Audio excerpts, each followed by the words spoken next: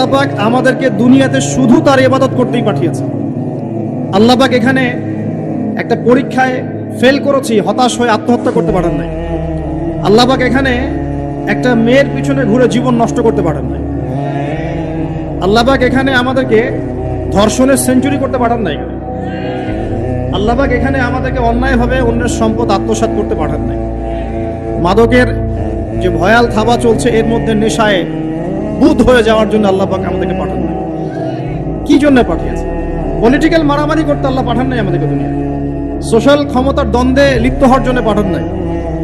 Mills, industries and ফ্যাক্টরিজের নেশায় বুধ হয়ে পরকাল ভুলে যাওয়ার জন্য আল্লাহ এখানে পাঠান নাই। আল্লাহ পাক একটা রিজনে পাঠিয়েছে, অনলি একটা। এবং এই দায়িত্বটা আল্লাহ পাক কিন্তু কড়ায় গন্ডায় উসুল করে নেবেন আমাদের কাছ থেকে। ভাববেন না আল্লাহ পাক এই পুরো মহাবিশ্ব খেলার ছলে সৃষ্টি করেছেন, এমন নয়। আল্লাহ পাক বলছেন, আমি এই মহাবিশ্বকে খেলার ছলে সৃষ্টি করি নাই। ওয়ামা খালাকতুল জিন্না ওয়াল ইনসা, বলেন, ইল্লা লিয়াবুদুন, আমি শুধুমাত্র এবং শুধুমাত্র আমার ইবাদত করার জন্য মানুষ আর জিনদেরকে সৃষ্টি করেছি। জিনকে আমরা দেখি না, আমাদের সাথে জিনরা আছেন। জিনের মধ্যে ভালো খারাপ আছে, ঠিক যেমন মানুষের মধ্যে ভালো খারাপ আছে। আর প্রত্যেকটা মানুষের সাথে একটা করে শয়তান জিন থাকে, যে মানুষকে খারাপ কাজে প্রলুব্ধ করে, যে নিজে খারাপ কাজ জোর করে করায় না, সে শুধু প্রলুব্ধ করে। সে বলে মাদকের মধ্যে শান্তি, ওয়াসওয়াসা দেয়, কাজটা বাস্তবায়ন করেন আপনি।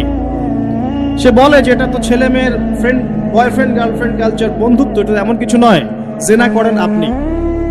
সে বোঝায় যে টাকা পয়সা আর্ন করতে হবে, বউ বাচ্চাকে সিকিউর করতে হবে, সুদটা খান আপনি। সে বুঝায় যে তুই তো একসময় চলে যাবি, সন্তানদের জন্য কি রেখে গেলি, তখন ঘুষটা খান আপনি। সে বুঝায় যে অন্যের সম্পদ যদি আত্মসাৎ করি, শেষ বয়সে কাবা ঘরে গিয়ে হজ করে নিব, ব্যাস, দ্যাটস অল, আমার পুরো আমল নামা চকচকা হয়ে যাবে। এভাবে শয়তান ওয়াসওয়াসা দেয়, কিন্তু কাজটা করি আমরা।